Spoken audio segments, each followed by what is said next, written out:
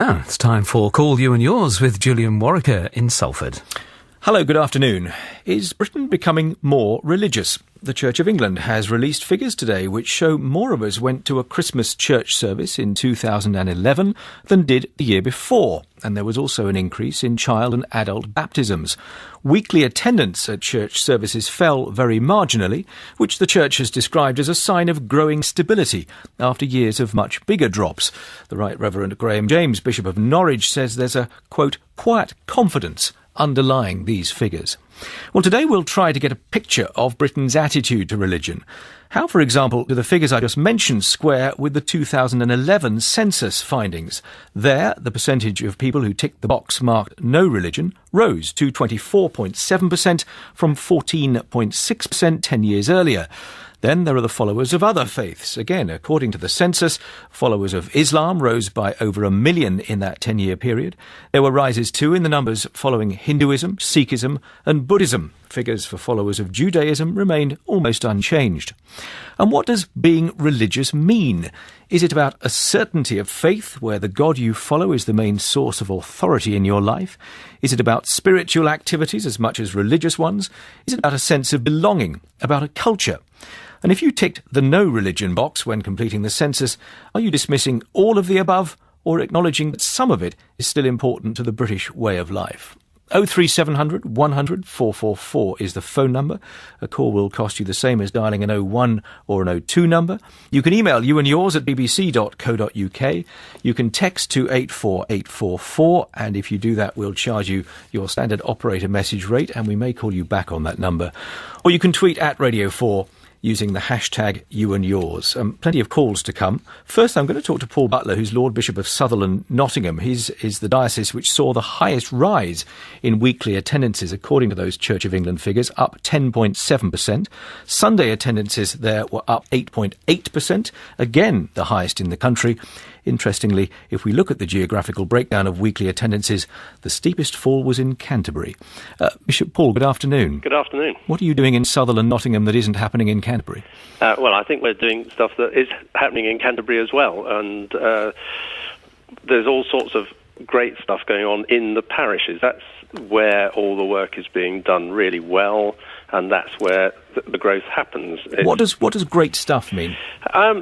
Well, we've got lots of examples of churches who are doing fresh ways of worship through things like Messy Church, which is where it's designed for the whole family to come together. There's lots of craft and activities, but it's all centred around Bible stories and some worship together. The way in which our buildings are being used for more community engagement.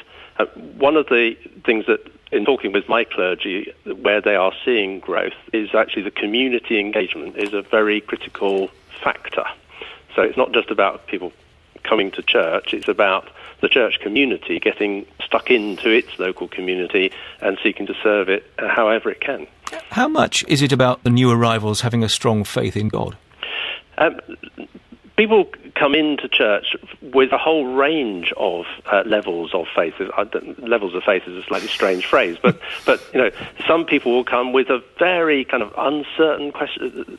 People come not sure whether they believe in God at all, but they still come to church to find out more about the God that they think may or may not be there. Others arrive with quite convinced faith already, but not formed in any way. One of the things that we are seeing is levels of kind of knowledge of the Bible and the historic background of Christian teaching are lower than they used to be. So there's a lot of work being done by clergy and lay leaders in helping people understand the faith through things like Alpha courses and Emmaus courses and so on.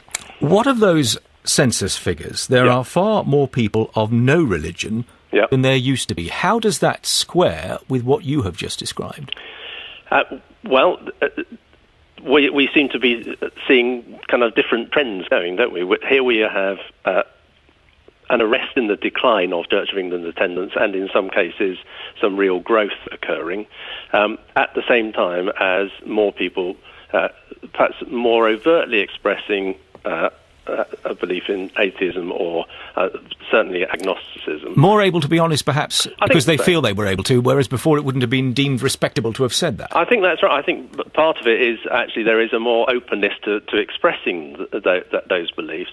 And yet at the same time, people still actually recognise, I think, something of the history of the Christian faith, the role of the church through our history, and people want to recognise that and engage with it. So even people who would describe themselves as atheists will say, actually, we value the history and we value what the church has always stood for.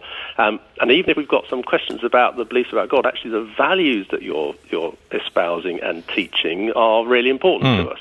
Yeah, I mean, we've had several calls and emails to that effect. I mean, just a final thought on that. How much are you prepared to dilute the message, if you like, to welcome more people in? So if people come along and say it's about the culture, it's about a belonging, it's about the fact that we like a nice hymn, does that matter? Interestingly, I would say that the churches in my diocese that have seen the most significant growth would probably be those who are most clearly not diluting the message. They're actually but they are presenting the story of Jesus very clearly in ways which engage people and help people see how it still connects with their daily lives. So I don't think it's our job to dilute the message at all. I think it's our job to be very clear about it. Thank you for coming on. No, my pleasure. Paul Butler, Lord Bishop of Southwell and Nottingham. Let's hear some reaction to that from callers. Susan Killix in Sevenoaks in Kent. Susan, good afternoon. Good afternoon, Julian. Can I just correct you? I'm actually from Tunbridge in Kent. My apologies. I got the Kent bit right, but the town wrong. Press on. What would you like to say? I like to say that I go to St Stephen's here in Tunbridge, and that church offers us so much. There is a good attitude from the clergy. They're wonderful. They lead us forward. It's an open church, an informal church, and I say informal. And they also work in the community. There is a lot going on there all the time. And I've checked this morning just to make sure that I'm giving the right figures. And on average, on a Sunday morning, there are 300 attendees. I have off and on always gone to St Stephen's, and I have to say that's far more than when I was a lot younger. And I'm in my mid-60s. You've talked about good works. Yes. Is it not fair to put back to you the idea that there are plenty of organisations that do, quote, good works that have nothing to do with Christianity or indeed any other faith at all? So what's the difference? I think it's a question of attitude. We don't actually preach to the people. For instance, we've got the Work Matters course for those who are unemployed wanting to get back into work. There aren't many of those courses run locally, to be honest. Also, there's an open church on a Tuesday where people can just go in, sit down and talk to someone. And there are people with problems. Speaking to the right people really does help them. Susan, thank you. Let me bring Ali in Reading from a different religious perspective, but I think also talking about the work that you do because of your faith. Is that fair? Yes, Julian. Tell me more. Okay, well, as a Muslim, we believe that we sort of know the truth about why we're here, the reality. And as a result, it becomes a duty on us to try to spread this knowledge, not forcing anyone to accept it, just to give the knowledge out. And so we do I used to regular every week on Saturdays, for example, in Reading Market and other places at schools and stuff like that. And we encounter different people with different views, from one extreme to another. And so I was actually a bit unsure whether there really was an increase in religiosity in the UK. I mean, from what I saw, I didn't notice any increase. So you've encountered a fair few sceptics, is what you're getting at? Yeah, a lot of people. I didn't see an increase in people wanting to know about religion. I mean, there is some people. There are some people, a minority maybe, but you have extremes from people who wanted one example. Someone, he was so angry about God and he wanted to curse God and things like that. Very, very full of hate towards God. And you have another extreme of someone who is completely different. He's sort of he wants to know God and he wants to come closer to God. And you have a middle person who, when you tell him about it, you say, well, for example, no one can know. This is something that people cannot know, even though there are people in history who knew the truth and lived on it and died on it, and even today and in the future, I suspect as well. OK, Ali, thanks for the call. Ali in Reading. Gus Logan's in North Berwick. Gus, good afternoon. Good afternoon. You attend the church in Scotland, I'm reading here. I attend Church of Scotland regularly. I would say that overall, Julian, the picture in Scotland is similar to that in England. Well, the latest figures I looked at on that, yes. I mean, again, people ticking the no religion box in Scotland has gone up as well, it would appear. Now, if I can be clear, my primary belief is that a religious faith, a Christian faith, is ultimately important because it's a matter of personal faith. It's a code for life. But I would also like to remind people that Christianity has for so long shaped our culture in these islands. All parts of the UK, from William Shakespeare to Charles Dickens, Elizabeth Fry, David Livingstone, Eric Liddell, the athlete, John Tavener, the composer. These are just a few of the people who have contributed from the insights of their faith to our natural culture and ethos. And rather, as the bishop suggested, there is an aspect of community which I think we would lose enormously were secularisation to mean that churches closed in little villages as they have, or that cathedrals were closed down. But why do you necessarily lose the community simply because you lose the religion?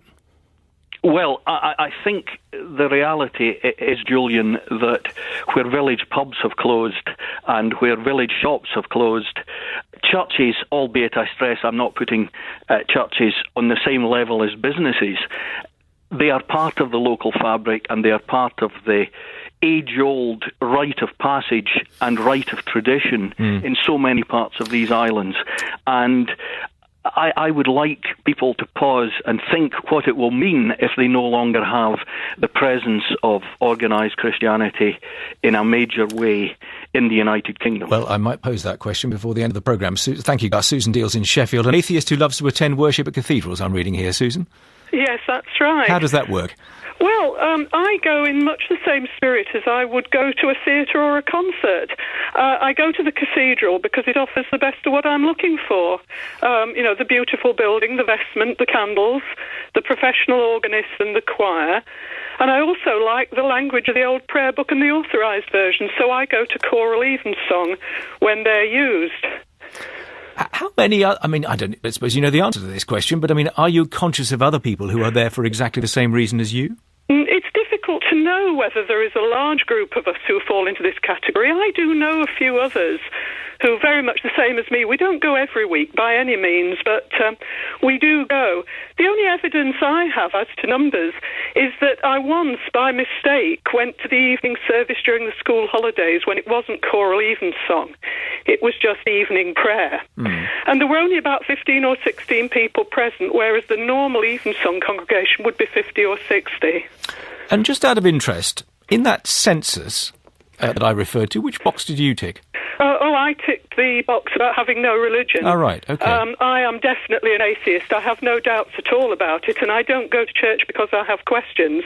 I just go because it's, as I say, a nice spectacle, an experience. Susan, thank you for the call. You're not the only person to have said that. 03700 100 444 to Shari Val in the phoning room. Shari. Most definitely not the only person to have said that. In fact, we've had the vast majority of emails have come in from people who are sceptical about the figures, actually, and many emails have suggested that the reason for the increase in church attendance might have something to do with schools.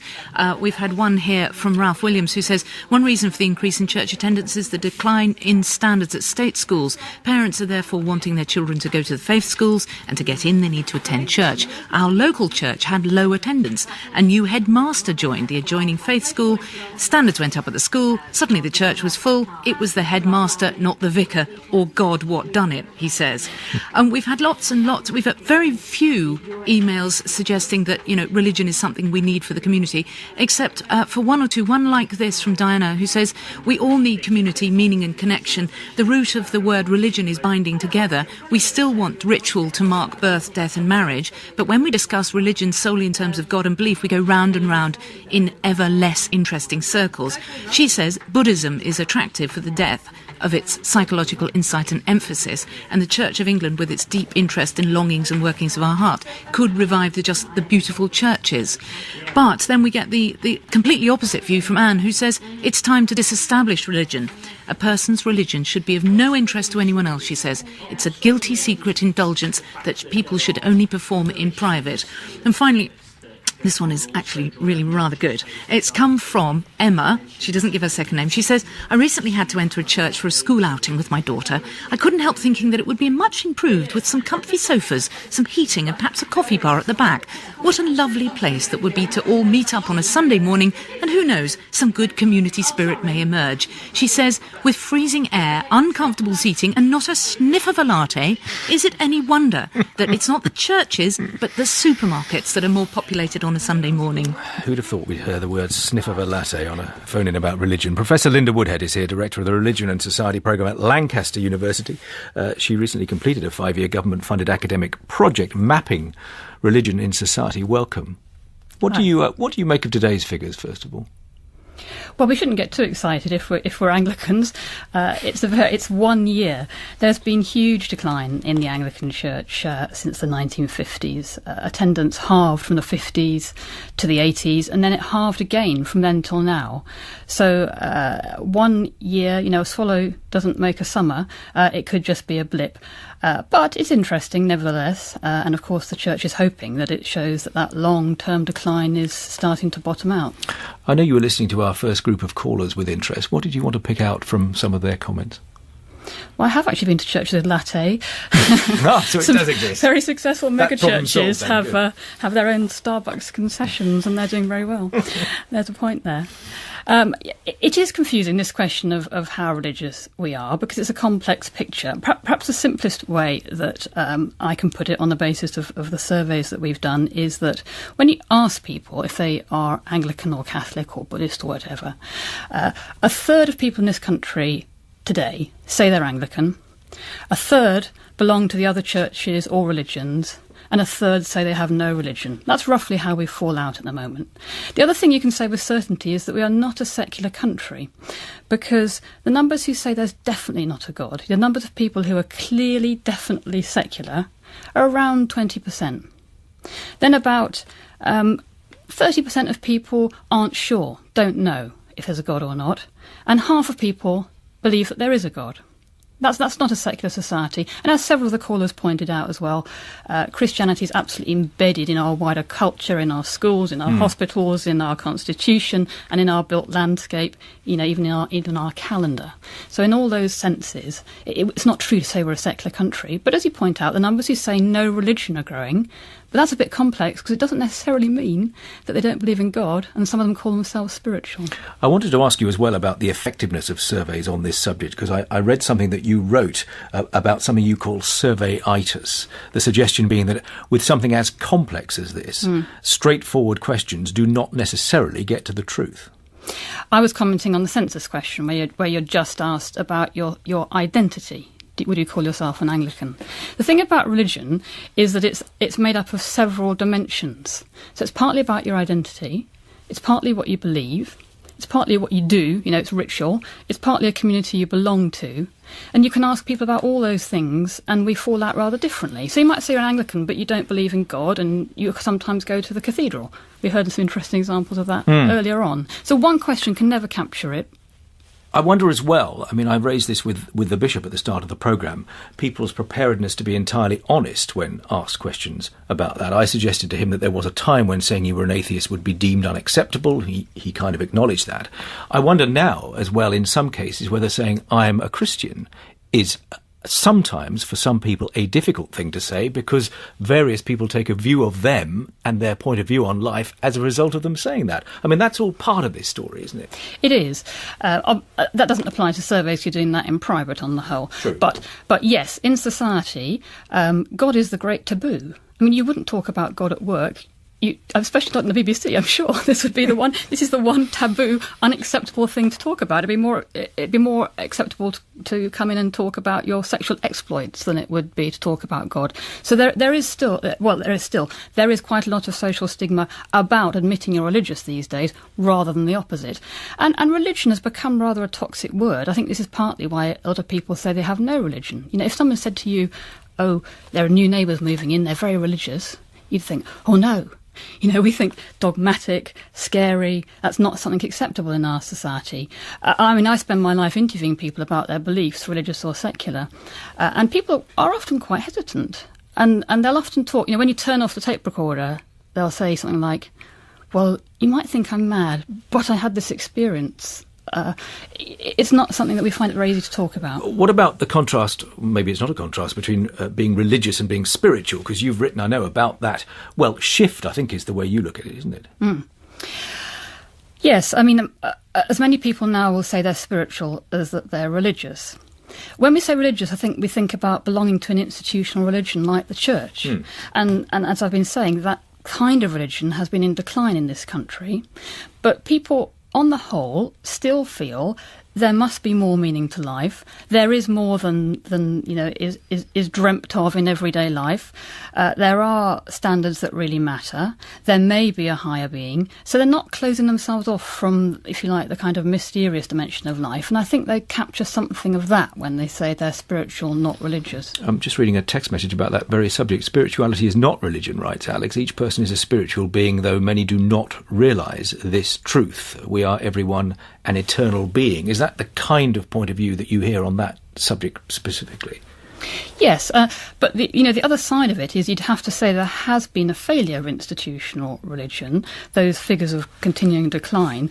A lot of people feel that the churches aren't welcoming, they're too dogmatic, they're very moralistic, they're being caught up in things like debates about gay marriage, not ordaining women bishops. These things just reinforce that impression that it's more of a narrow sect than an open, broad church that welcomes everyone. I'll talk about schools and education as well at some point, because that has, Shari mentioned it, I'm seeing various messages to that effect as well. A couple more calls, and I want to bring a couple more guests in before we hear about the world at 1 in half an hour, so I'm setting myself a significant target in the next 4 minutes. Camilla Bike in Inner London. Camilla, good afternoon. Good afternoon, Gillian. Your experience with a group of teenagers, I think. Yes, I spend my life interviewing like your last guest, but I only talk to teenagers for a thing called Podium.me, and what we do is just ask teenagers what they want to talk about. And I spent the weekend with 500 teenagers camping and all worshipping God for the whole... 9:30 in the morning, it was like a rave. I'd never seen anything like it. And these kids were cool. And a lot of them didn't even come from Christian families. And that really surprised me, that there were young people who'd give up that bank holiday weekend to go and dance and sing songs to God and go and do outreach in the community just because they wanted to. Well, you say just because they wanted to. Were you able to explore that further? And what were their backgrounds? I asked them a lot of questions. Go on. I said, why are you doing this? And there were lots of different reasons. There were kids there that had gone through traumatic times. Perhaps they'd been self-harming, and then they'd asked a lot of questions, and the church had supported them and helped them through school difficulties. Maybe they joined a youth group, and they've been given answers. And also, a lot of them want to do practical things. They're growing up in a world where there's a lot more poverty. There's food banks. There's a lot more homeless people, and they're very, very bold. And I watched them go out on the streets on Saturday. They took minibuses of them off with their own ideas, and said, "We want to go and buy McDonald's for the homeless." Okay. They went off and did it. Camilla, stay there. I want to bring in Paula McGarry in Tyneside, because I see the word disenchanted, Paula, next to your byline, and I'm interested to hear your thoughts on the basis of what you have just heard. Well, that's very impressive. I think that's wonderful that you can get so many people together. The reasons aren't clear, though. How you got them there, and Well, they all belong to youth groups all around the UK, and yes. This was a campsite, that was set up for them with a speaker in the morning and very practical talks. It was kind of, how do you deal with, people bullying you in your school, yes. just generally, not because of your faith, but, how do you deal with that? Camilla, how do you deal with social media, all that stuff? Camilla, bear with me. I just want to hear why Paula is disenchanted. Oh, sorry. That's all right, don't worry. Mainly because I think there's so much negative coming out of the church all over. I mean, you hear about money laundering, you hear about paedophilia, which doesn't seem to have been addressed effectively. And it's almost as if it's like one rule for those up there and another one for us. Am I right in saying that you used to have a faith and now you don't because of some of those issues? I still have a faith, but the church, I feel, isn't doing enough, especially in my area locally. Where do you live? So I live in Chester Street, actually. In Tyne Weir, yeah. What would you like the church to be doing for you? Sorry, I don't want to take up your job, Julian. That's all right. I'll allow you a moment. What would you like the church to be doing? What would really meet your needs? I'd like them to be more inviting. That's interesting, because some clearly are saying they are more inviting, but for you, Paula, clearly they're not. I don't know if you knew, Julian, there are new churches starting all over the place, people planting out other churches getting to a certain size, and someone saying, actually, I want to go and start another one, I know someone's just about to start one in Croydon, and someone else starting one in, up in the north, and people just, they see a need, and they think, I want to go into something practical, and often they don't even have a building. All right, Camilla, thank you. Paula, thank you as well. Let me bring in Andrew Copson, Chief Executive of the British Humanist Association. Thoughts on what you've heard so far, Andrew?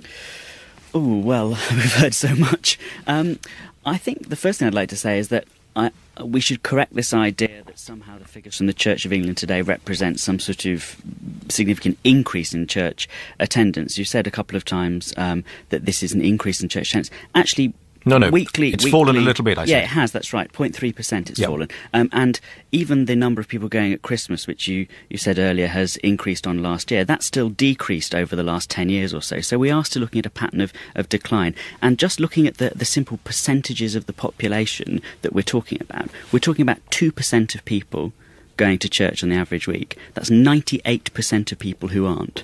So I think that to try and make some sort of very big issue out of these figures would be quite wrong. And even at Christmas, we're talking about 95% of people not going. And as you've already said, many of the people who are going may well be non-believers. So I think that we need to keep this to some extent in proportion. No, well, that's part of the reason we invited you on. Of course, I'm very grateful. If they are falling, yes, is that something you celebrate? I mean, how do you react to that?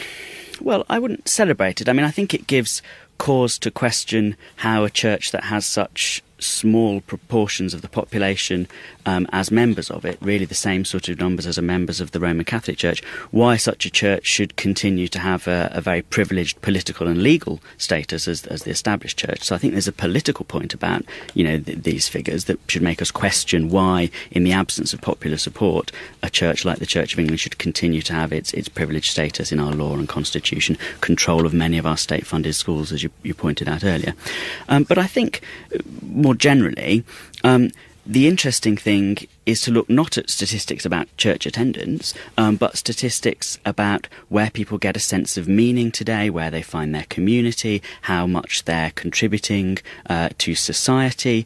And we see there that large proportions of people, larger than ever before, are volunteering in their communities. 70%, for example, in the national survey last week showed 70% of people volunteering in their community, that people are finding their meaning in their relationships with their fellow human beings, with reference to the natural world around them, with a sense of purpose in life that comes from adopting worthwhile goals. And I think this business about church attendance or religious beliefs is a sideshow, is a distraction from what's actually going on in people's inner lives today, which is that, religion is irrelevant to their sense of meaning, to their values, to their community feeling, to their morality. Andrew, I'll come back to you for more in the second half. I'll also bring Mona Siddiqui in, who I know has been listening to us in Edinburgh, more from Linda Woodhead as well. But just for a moment, Martha Carney with News of the World at 1. Martha.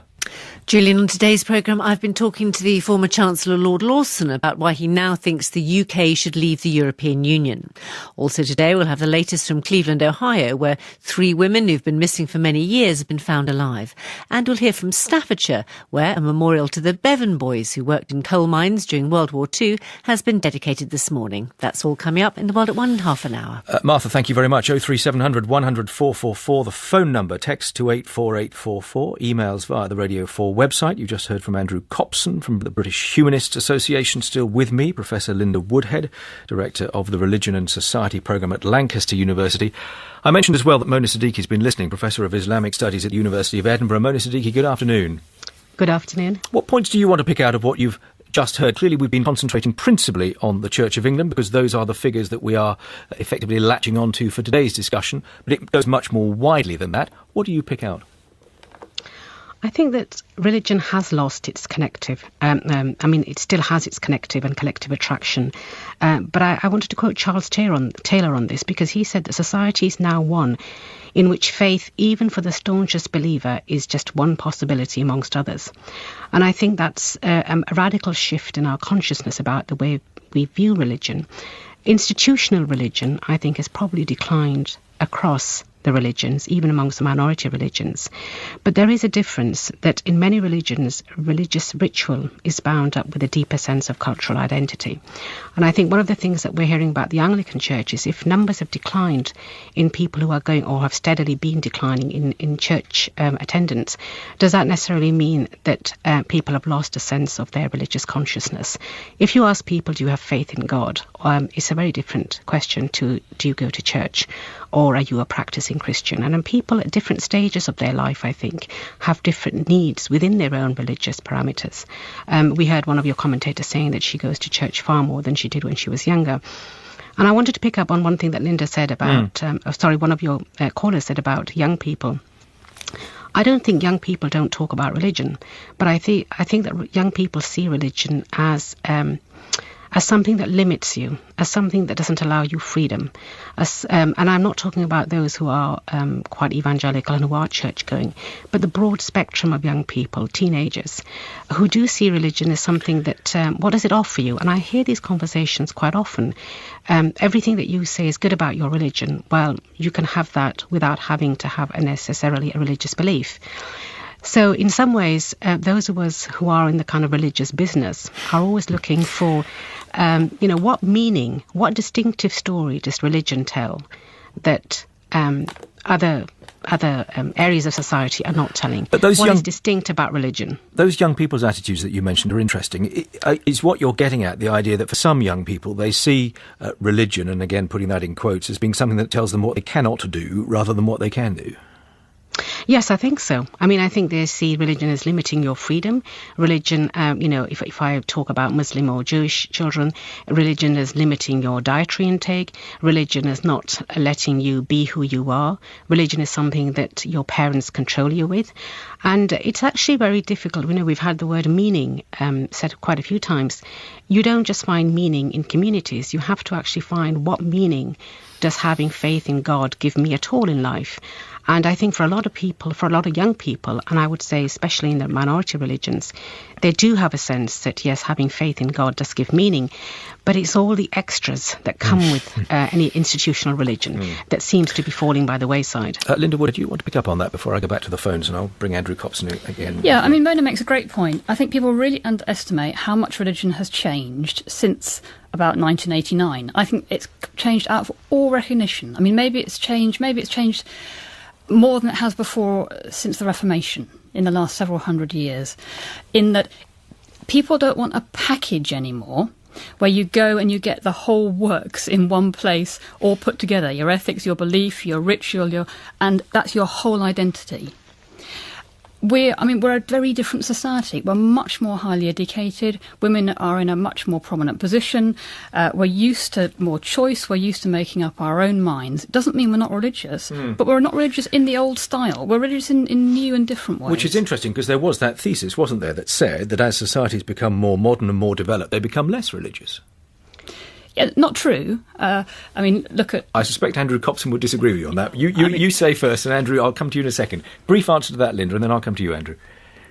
Well, it's not true. Europe's the most secular part of the world, but other very modern societies, like the USA, for example, have never shown that trend.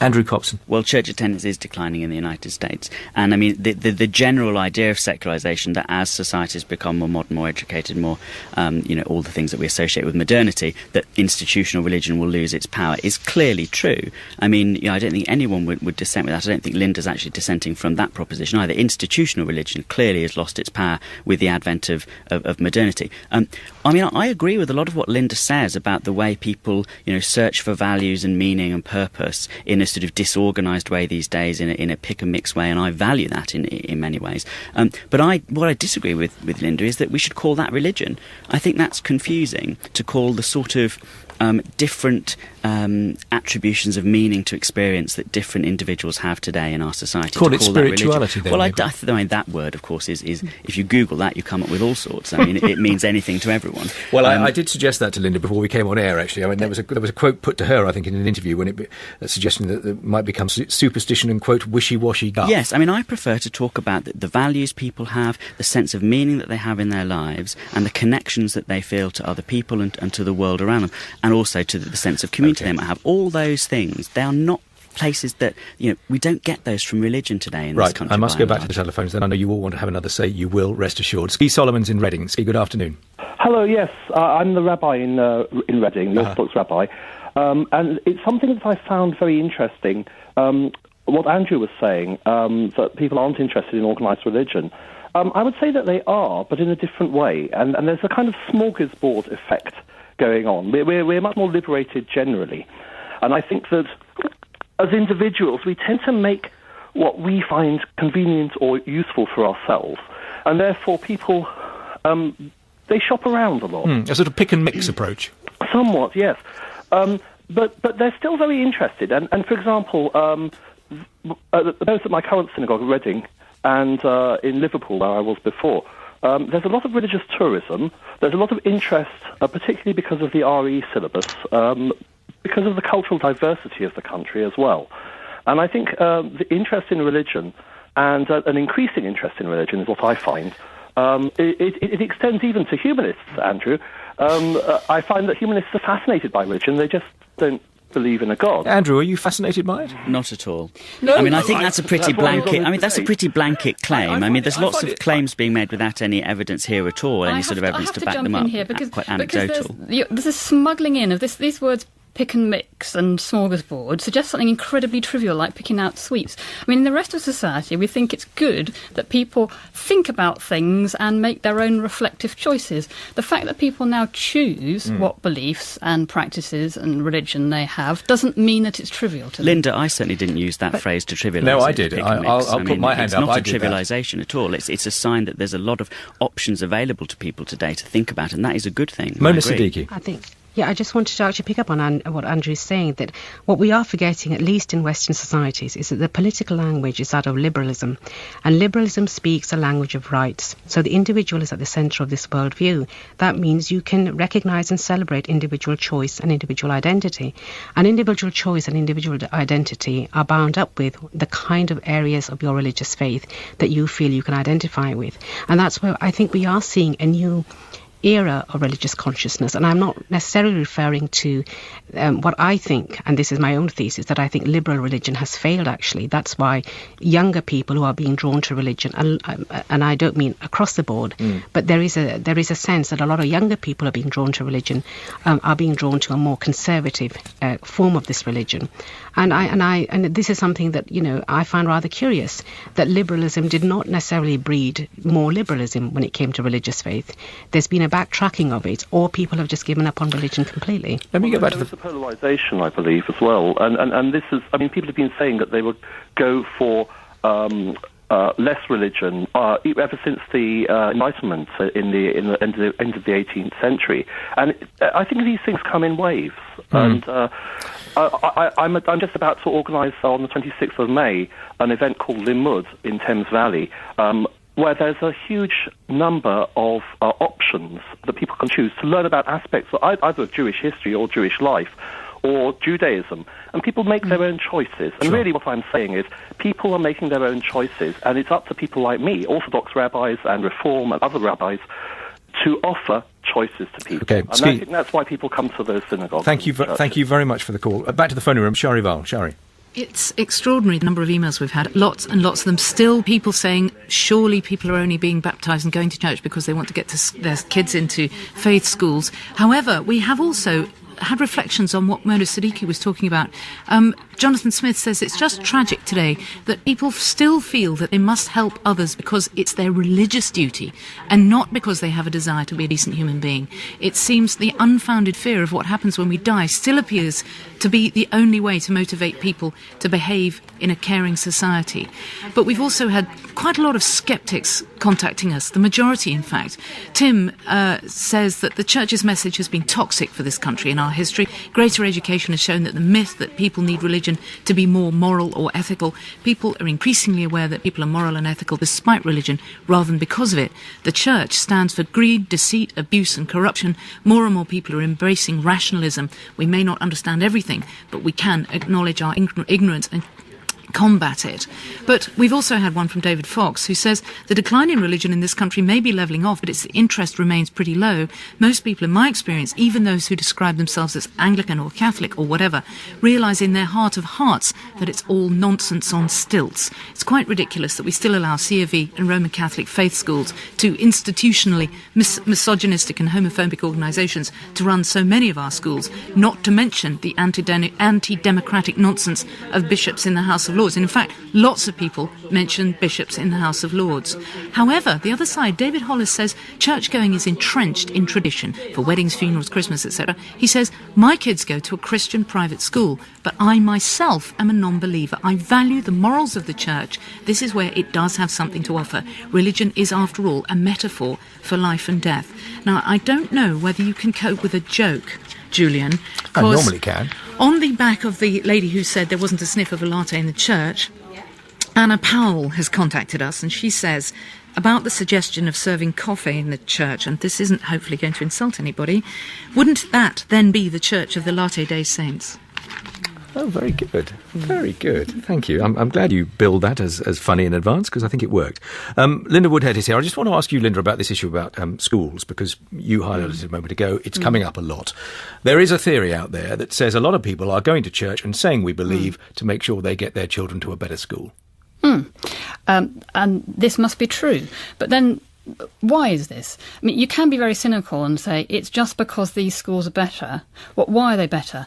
It's got something to do with their general ethos and the values, their Christian values. People want their kids to be exposed to that.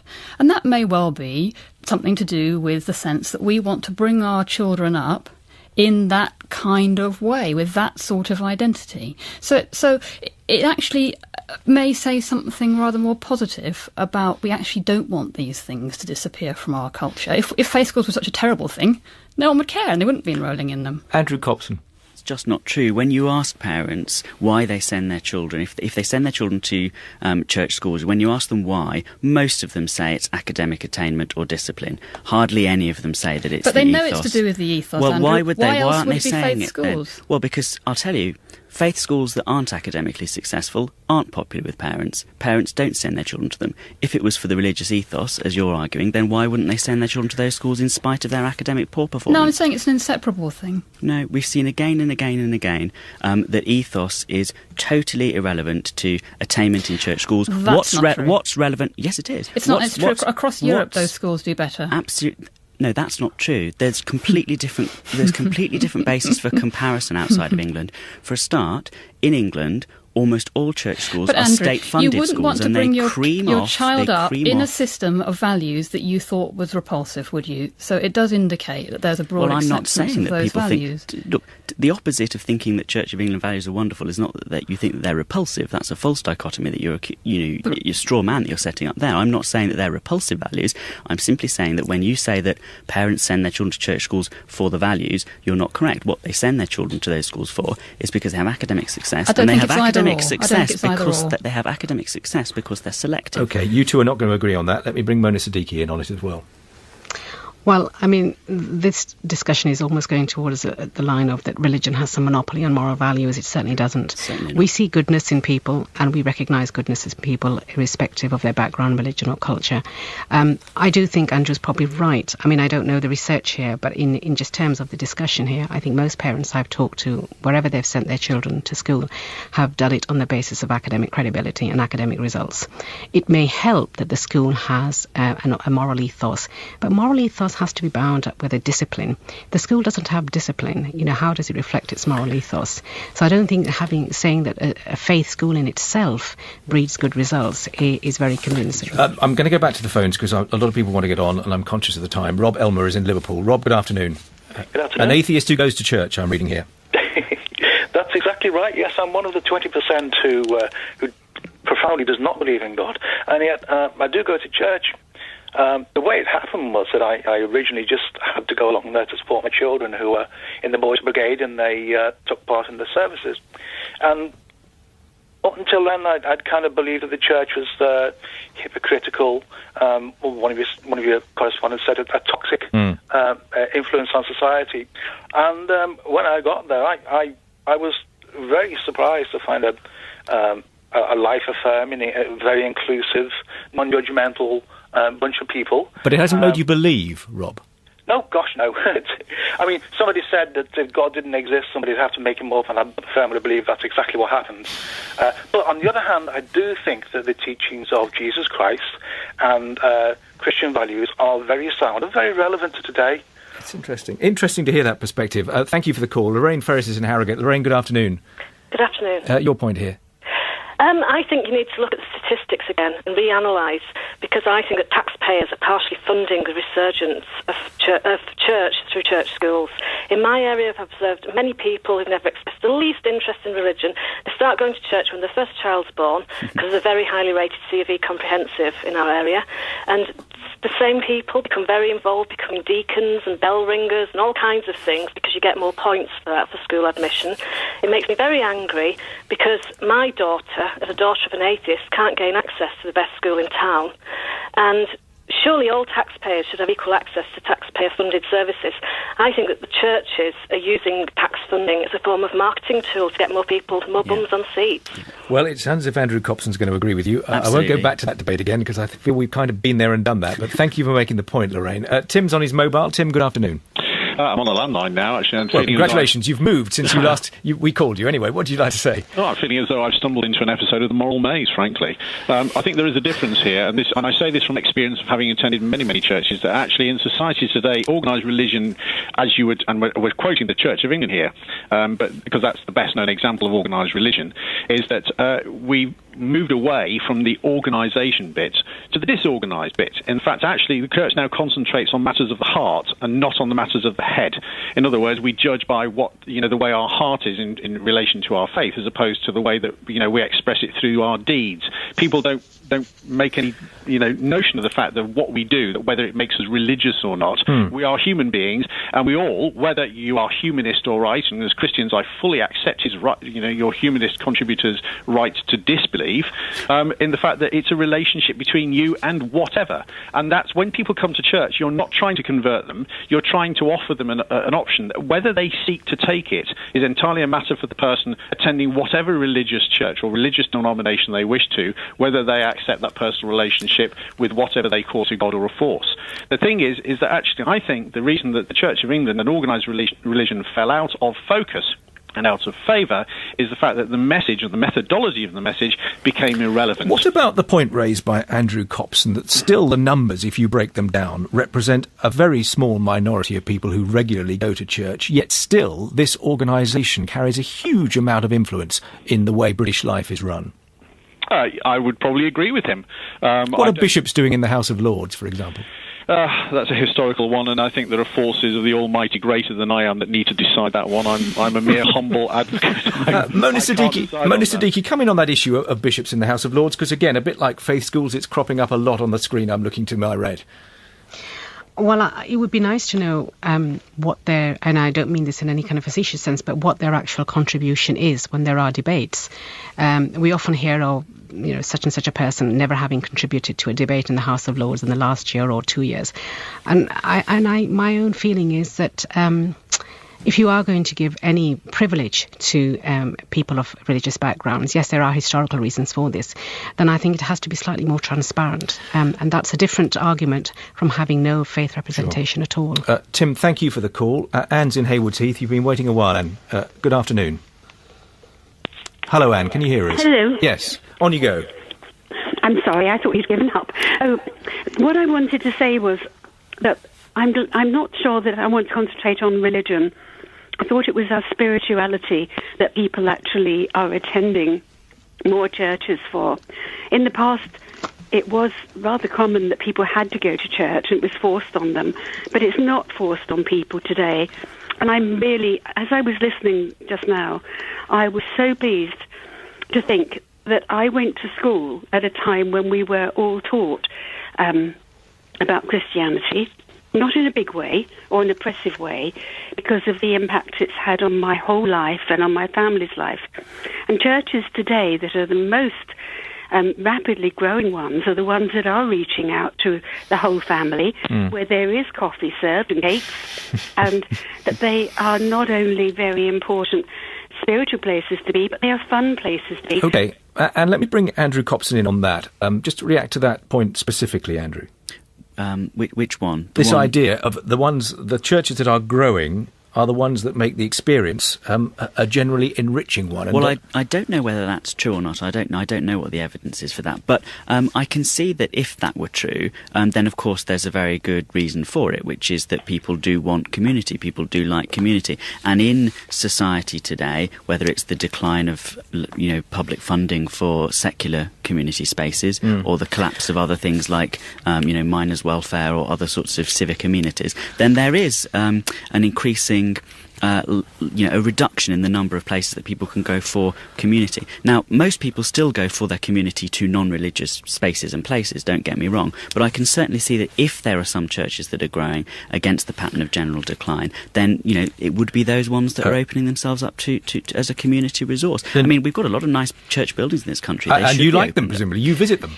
Do I visit them? I visit the ones that are occasionally that are sort of interesting to look at. I don't visit the sort of more modern ones. I visit them when I'm invited to give talks or do very debates, briefly. usually. It's not just the very community focused or family focused churches that are doing well. Right. Something else that's doing really well are big spectacles, big festivals, ritual. Pilgrimages. When the Pope comes to visit, people like to turn out for these big things. Lords, those kinds of very ritual-focused things are doing rather well as well, and things that kind of recall us to a more medieval heritage. I'm conscious of the time. Mona Siddiqui, let me give you the last word in about 30 seconds, if you would, as to where we go from here, what we've learnt today, what the future might hold.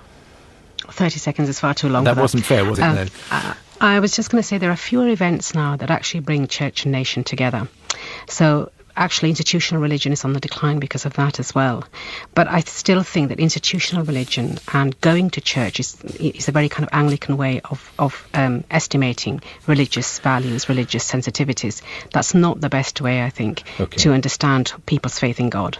Thank you all very much for being a part of the programme today. Thanks to Linda Woodhead, to Mona Siddiqui, to Andrew Copson, to you for calling. Apologies, as ever, if you tried and didn't get on the air. That's it for today. Winifred's here tomorrow at 4 minutes past midday. Call You and Yours was presented by Julian Warwicker. It was produced in Salford by Marie Devine. And you can find out more about the subjects covered in the programme on the You and Yours website at bbc.co.uk/Radio 4.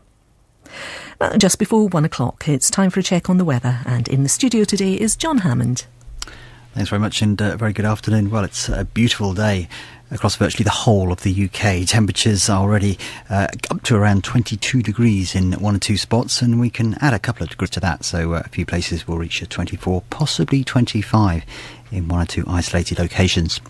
It's not sunny everywhere. There are a few regional variations. I'll start with England and Wales, and we've had an area of cloud and patchy light rain spreading up across parts of Kent and into Essex, other parts of East Anglia, and now journeying across the East Midlands. This rain will turn increasingly patchy, and many places will avoid a shower, but there is the risk of one or two isolated downpours developing later on this afternoon across parts of northern England and eventually southern Scotland. But most of the UK will stay fine and dry with plenty of strong sunshine. The good news at long last is that northwestern parts of Scotland are cheering up after what's been a rather drab few days. Still some fog around the Murray coast, and up across the Northern Isles it stays rather grey and misty with a bit of patchy drizzle. Consequently, it's cooler here and around any of the coasts where you've got a breeze coming in off the... Now it's time for Call You and Yours with Julian Warwicker in Salford. Hello, good afternoon. Is Britain becoming more religious? The Church of England has released figures today which show more of us went to a Christmas church service in 2011 than did the year before, and there was also an increase in child and adult baptisms. Weekly attendance at church services fell very marginally, which the Church has described as a sign of growing stability after years of much bigger drops. The Right Reverend Graham James, Bishop of Norwich, says there's a, quote, quiet confidence underlying these figures. Well, today we'll try to get a picture of Britain's attitude to religion. How, for example, do the figures I just mentioned square with the 2011 census findings? There, the percentage of people who ticked the box marked no religion rose to 24.7% from 14.6% 10 years earlier. Then there are the followers of other faiths. Again, according to the census, followers of Islam rose by over 1 million in that 10-year period. There were rises too in the numbers following Hinduism, Sikhism and Buddhism. Figures for followers of Judaism remained almost unchanged. And what does being religious mean? Is it about a certainty of faith where the God you follow is the main source of authority in your life? Is it about spiritual activities as much as religious ones? Is it about a sense of belonging, about a culture? And if you ticked the no religion box when completing the census, are you dismissing all of the above or acknowledging that some of it is still important to the British way of life?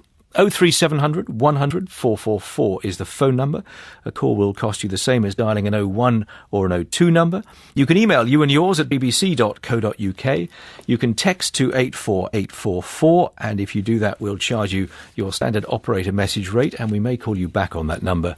Or you can tweet at Radio 4 using the hashtag #YouandYours. Plenty of calls to come. First, I'm going to talk to Paul Butler, who's Lord Bishop of Sutherland, Nottingham. His is the diocese which saw the highest rise in weekly attendances, according to those Church of England figures. Market and other places at schools and stuff like that.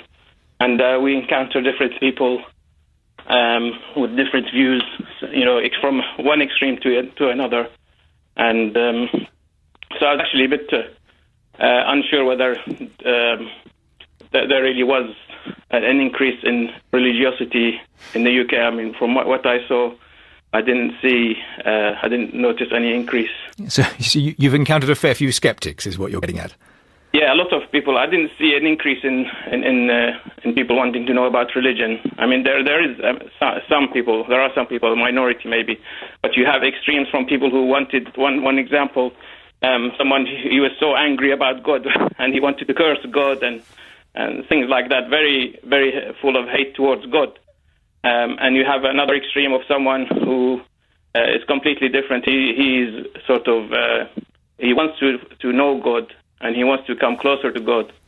And you have a middle person who, when you tell him about it, you say, well, for example, no one can know. This is something that people cannot know, even though there are people in history who knew the truth and lived on it and died on it, and even today and in the future, I suspect as well. OK, Ali, thanks for the call. Ali in Reading. Gus Logan's in North Berwick. Gus, good afternoon. Good afternoon. You attend the Church in Scotland, I'm reading here. I attend Church of Scotland regularly.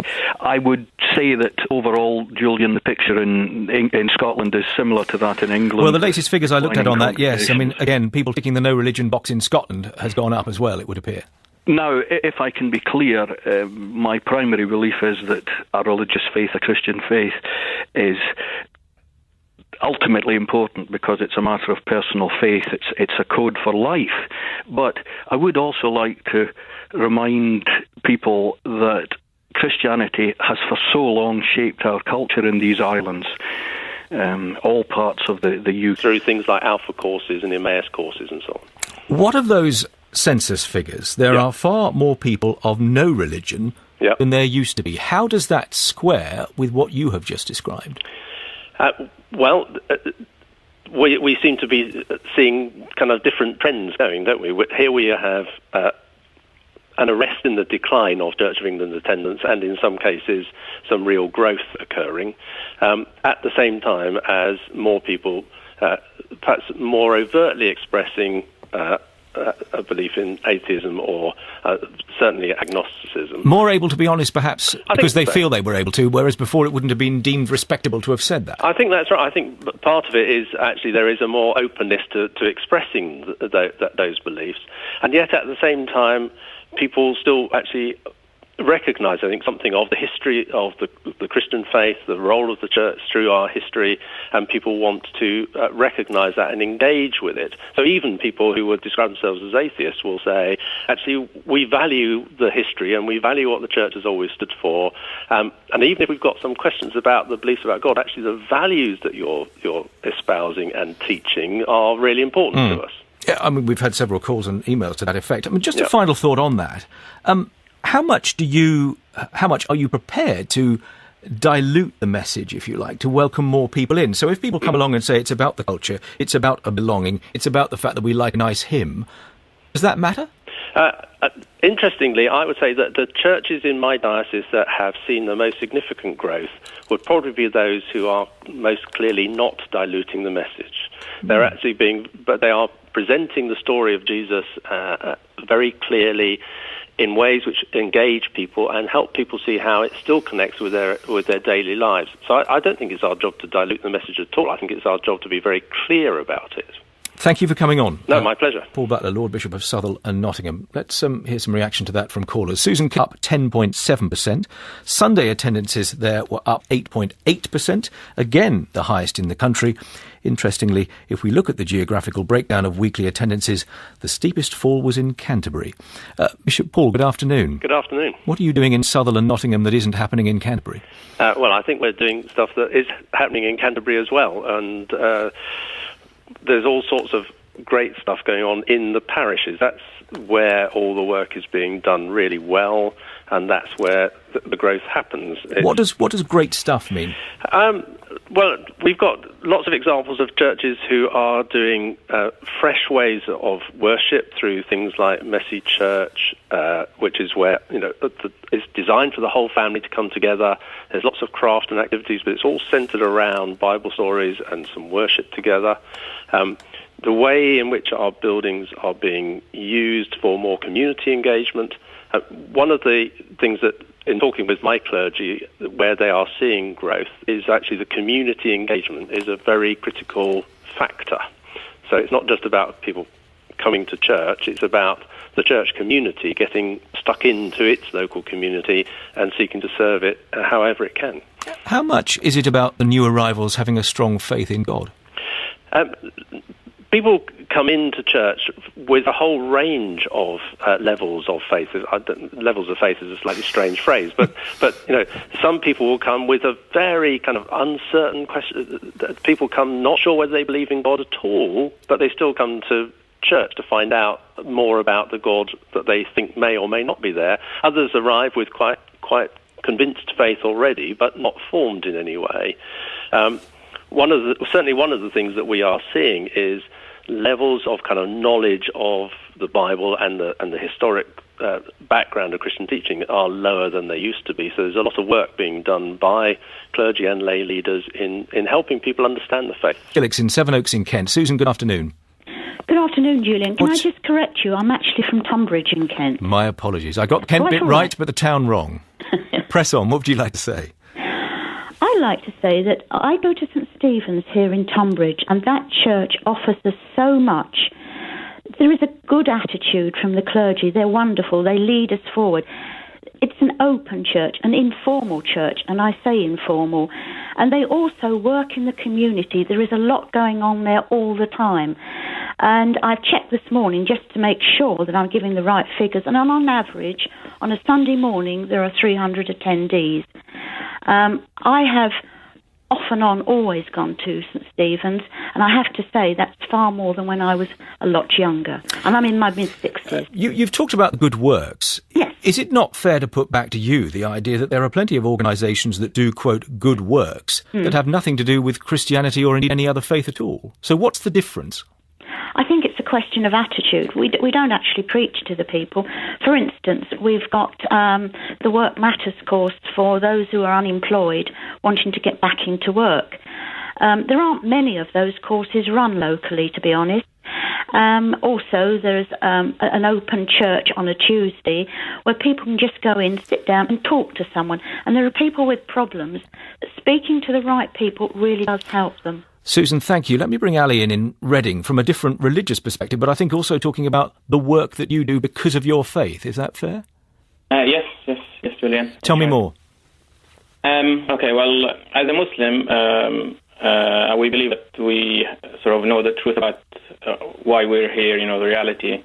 And as a result, it becomes a duty on us to try to spread this knowledge, not forcing anyone to accept it, just to give the knowledge out. And so we do I used to regular every week on Saturdays, for example, in Reading.